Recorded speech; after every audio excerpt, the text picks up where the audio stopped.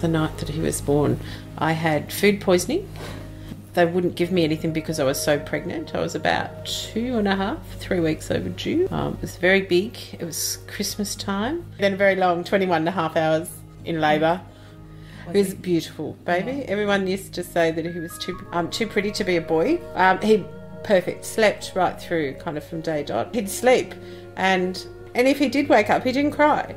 He would just lay and play in his cot or his whatever. He was just a very good baby. And then when he hit 2, hit the ground running and never stopped, basically. Terrible twos, kind of lasted right through. He'd just be full of mischief. Like when he was only 3 or 4, he was fascinated with cars, fascinated with anything. And I had a friend living with us for a time, and she'd gone away and she'd left her car there. It was downstairs in the garage, and he had worked out that the car keys were in my handbag on top of the wardrobe. So he had taken chairs and things in and climbed up and got the car keys down, gone downstairs. All I could hear was this revving of a motor car, and it was him. He was laying down on the floor pushing the pedal because he couldn't reach. And yeah, 3.5, and he just had a fascination and wouldn't let things go. Yes, fascinated with life. He was very active, played a lot of sport, played everything. He thought he was good at everything. You asked him, he'd tell you he was good at everything. When we moved to Canberra, he played gridiron. He loved the uniform. Don't know that he was real good at the sport. Something he'd never done. He'd have a go at anything. There was always a yard full of kids playing cricket in the backyard, kicking a football. Lived near a sports ground when we were in Narrandera, and he just played, never stopped. Was always doing something. Riding bike, had many bike accidents. Thought he was, could do every conceivable trick. Very just happy kid. There was always neighbourhood kids around. But yeah, wasn't a fan of school. But he did fall in love with electronics, and he could pull anything apart and put it back together. Sometimes I'd be a bit horrified. I don't know that they always got back together, but he generally pretty well did. He was definitely a trickster. Christmas, he'd got his auntie Kelly to buy him a CD, and we're playing it, and then she found out it had swearing in it. He was only quite young. She was horrified, so it caused such a ruckus on Christmas Day. Do you remember that? That was so funny. It was like, you knew that was in there, and he was like, no. So innocent. Yeah. He loved clothes. Especially Nike or any label stuff was a bonus, but loved clothes. And he'd get a pile of clothes, and by the end of the day he would have worn everything. He would come out, you'd turn around, oh darling, that's nice. Then you turn around and oh.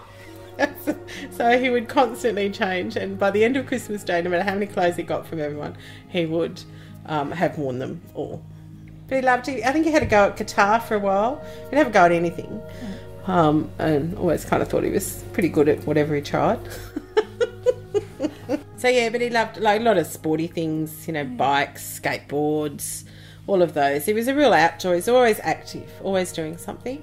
Animals, he loved it. He used to go out rabbiting with his pop. They'd take the ferrets out, and so any kind of thing like that he loved, didn't he? He loved going ferreting, and all the old blokes or dad's mates and that kind of.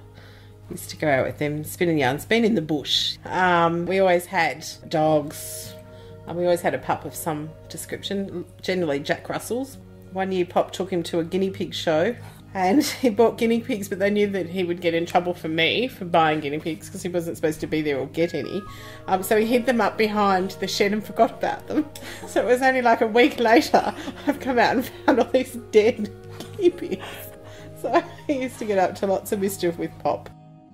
David was very close to his Pop. And, Dave could, in Pop's eyes, Dave could do no wrong. Whether he was doing it wrong in front of him, he could do no wrong. So he'd only have to look sideways, and he'd get Kelly into trouble all the time. He worked that out pretty early. He'd be like, Pop, Kelly's doing... And she'd get in trouble, of course. So he always wanted, siblings. And he became, in first class, he became friends with Scott, little Scotty Jennings.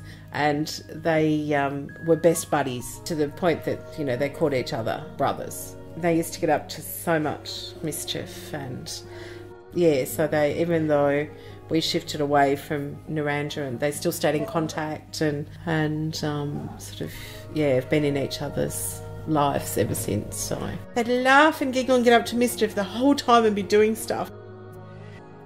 He had a bad car accident and kind of smashed up arms, legs, everything. So he didn't have the mobility in his feet. And when he was 21, he got a condition called sick sinus syndrome, which he had to have a pacemaker, and he couldn't play contact sports.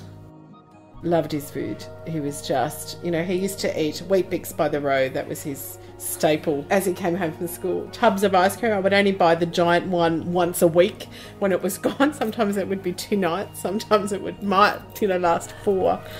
Yeah, he was just a hoover. It was a bottomless pit. And as an adult, he thought he became a bit of a chef. So he thought, yeah, but he loved cooking, and he made some beautiful meals. He loved the old Jamie Oliver cookbooks, and he loved his spag bowl. And last time I was up there, and then I came home and made his recipe because mine was different, and his was actually nice. So I had to admit it to him. He was very chuffed. We had a great relationship. We could talk about anything. He could come to me with anything and talk about absolutely anything. And him, we kind of, because I was young, I think having him, it's almost like we grew up together. We just knew each other. His first daughter was born Kaylee Rose. She was beautiful. He was very excited, very proud, doting, excited. Yeah, he was over the moon. Then Mitchie came along 2 years later to the day. So Mitchell, David, and then Nakia came along 2 and a bit years later. So yeah, so he loved his kids, and they all had their own little personalities, and they all had their own special relationship with him. He loves that Songstar Song Pop thing on. He used to sing. It's so funny. He would send you a little video or Skype, and he'd be singing the kids' songs, and he'd get up there and do the funny little kids things, and we'd be singing Miley Cyrus or whatever it was. So it'd be quite funny. But having 2 young girls, so yeah, One Direction and all that kind of thing, which not that I think he particularly liked it, but it was what was on in the household. So it's just hilarious. Like, are you serious? I'm watching all the Barbie movies, and he just did it. Like, he just loved it. When we were up there recently, Mum and I went up in May, and just watching him get, realising that he is a man now. Like, he's still my little boy, but he's a grown-up person, like a proper adult that tells people what to do, like getting the kids ready for school and their uniforms and their lunches, and get out from under the bed, and get in the naughty corner, and all of those things. Is just amazing watching him do all that. And he loved it. He just loved having his children around. Always charming, loved a yarn, could talk to anyone, old, young. I've got a message from one of his mates in Queensland, which I didn't know, and they said, we will miss David's boy charming way. And that probably describes it, boy charming. He kind of has that grin and engaging character.